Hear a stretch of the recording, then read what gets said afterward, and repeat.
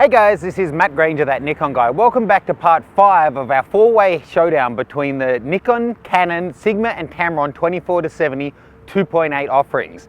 Now I'm on my way back to home in the country, stopped off at Goulburn, which is famous for its big merino. It may not be apparent why just yet, but let's take a walk around the back and I'll show you. Okay guys, now you can see from this merino, he's fairly well built. Today's episode is all about build quality of these 4 lenses. From the outset, I can say they're all reasonably well built. If you're coming from a kit lens, even kind of a high-end DX lens or one of the hyper zooms like an 18-200, the build quality of these are all really nice. You'll find that they're all really smooth, have a great weight to them and a weight distribution as well. However, there is a variation of almost double in price, so you would expect a fair chunk of that is going to come down to the build quality. I will say from the outset, the Nikon and Canon, when you hold them, are clearly better built than the Sigma and Tamron.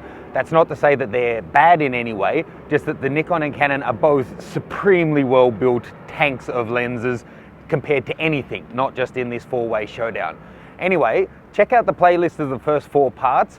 Click to subscribe if you haven't already, and now let's take a hands-on look at each of the lenses one by one. Okay, now first off, the Canon L lens. L lenses are generally supremely well made, so no surprise that this is beautiful as well. It's got a good amount of weight to it. It's one of the heaviest in the showdown. Looking at the bottom, good quality metal foot, as you would expect. All of these lenses have it, and it does have the weather sealing gasket around here. That may not seem like much, but that's the main point where you're going to get water coming in. If it gets splashed on the body, is down through that lens mount, and then it's straight into the sensor, so it's great that it has that one. This one has a good amount of metal through the body. There's some parts of it that are plastic, but the front filter thread is actually made of metal, which is the only one in this showdown that has it. The hood is lined with felt on the inside. I don't know if that serves a purpose, but it's a nice little touch. It's the biggest hood of all of them in terms of length, I'd say, but it's not that strong. It's got a fair bit of give in it. I mean, I don't think it's about to shatter, but it's not as rigid as the other ones. But overall, the Canon does stand out as one of the strongest lenses in this showdown. Next up is the Nikon. Now, the Nikon is my lens, and I have to say, out of all of them, I think this has the edge in build quality in that it has the most metal in it, which is, for me anyway, a big plus. There's really no plastic on here that I can find except for the front filter thread, which is quite a surprise that that bit is plastic. Now, a lot of people may say, oh, he's that Nikon guy, of course he's going to choose it over the Canon. The Canon is a fantastically, brilliantly, wonderfully built lens, and I think it performs just as well as the Nikon. I just think the Nikon is slightly ahead in terms of build quality, and that's not a blanket thing that I always think Nikon is best. I actually think the Canon 70-200 2.8 is about the best lens in terms of build quality that I've ever tested. Amazing. But back to the 24-70s. This one again has the gasket, and it's quite a fat one. Good solid foot on it like all of them, and then it's just very dense, and it's the only one that when you zoom it, it actually has a double section zoom in it. Next up is the Sigma. Now, the Sigma extends quite a long way, but it's by far the smallest lens overall out of all of them. Although it has a big 82mm front filter thread, whereas the Canon and Nikon both have 77s. It's got a much shorter flower hood compared to the Canon and Nikon, but almost the same size as the Tamron. Now, again, it has the nice metal foot, but this doesn't have the gasket around the bottom to seal it against weather. It just doesn't have it. And a lot of the body is plastic. Pretty much all of those parts are plastic, including the front filter thread. Although the zoom is very, very nice and smooth, it's got a great action to it. Next up, and lucky last, is the Tamron. Now, the Tamron also has a fair bit of plastic on it, but I think this back section is metal. It has a good metal foot, and it has the weather sealing gasket on the bottom. One interesting thing, if you can have a close, I'll give you, overall I think the build quality of this one is ahead of the Sigma, but it's still clearly behind the Nikon and Canon versions. Now there's one other thing that separates the Tamron and Sigma from the Nikon and Canon. Taking a look at the Nikon and Canon, when you zoom them and the front section is zooming up, the back is not moving whatsoever. You can see that back element doesn't move and it stays in place. Same with the Nikon, that back element isn't going anywhere. It's the lenses inside that are moving around.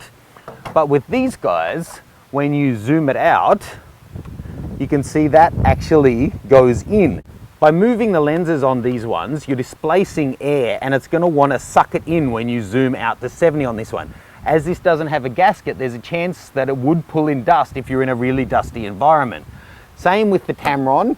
Thankfully it does have the weather sealing gasket, but when you zoom, that goes in a whole heck of a long way. And if you can see in there, it actually goes in past the motherboard and everything. Of course, with this one moving around, it's also displacing air, which could be an issue, but seeing this one has a good weather sealing gasket around the bottom, I don't think that'd be a problem. When I first introduced the Tamron lens, some people were saying $1,300 for a plastic body lens is too expensive, but I just want to point out two things on that.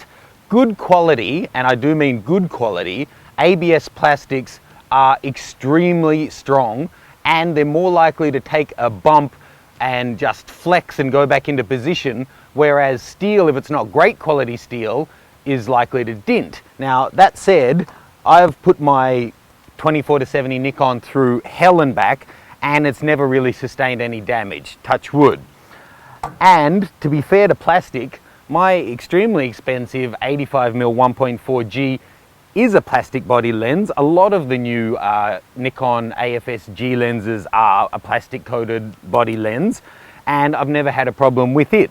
So I don't want to write off the Tamron and Sigma. They're all still made in Japan. They all seem to be using good quality plastics.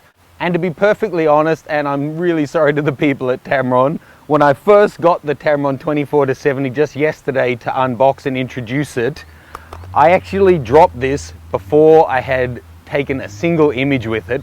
I dropped it from kind of hand height, standing up, and it hit the concrete straight on, hit right there, and it bounced, and then it bounced again. There's a little scuff in the plastic, but it performs absolutely flawlessly. Filters still go in perfectly, and that's about as bad a drop as you could expect a lens like this to get. It didn't have the hood on. It fell straight down onto the concrete from about 5 foot up.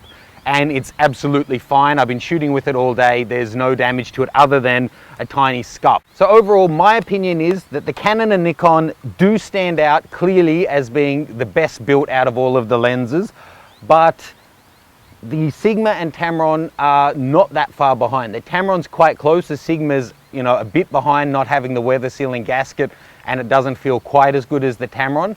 But considering their price, if you put that variable back into the equation, this has VC and it's $600 less than the Nikon, then suddenly the build quality is well and truly equalized. Same with the Sigma being like $899, so $1,000 cheaper than this one, or about $700 cheaper than the Canon.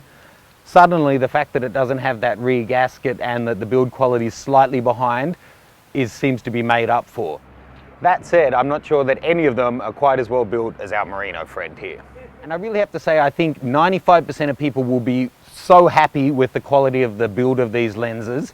They're way, way above your general kit lens or your super zooms like the 18-200, that sort of thing. They're really well built. There just is a second tier class here that you're really paying for with the Canon and Nikon lenses. So I hope that's been helpful, guys. Thank you for watching. Very soon we'll be coming up to the concluding section, so click to like, click to subscribe, check out the playlist, share it around, get involved, and I'll see you soon. This is Matt Granger, that Nikon guy.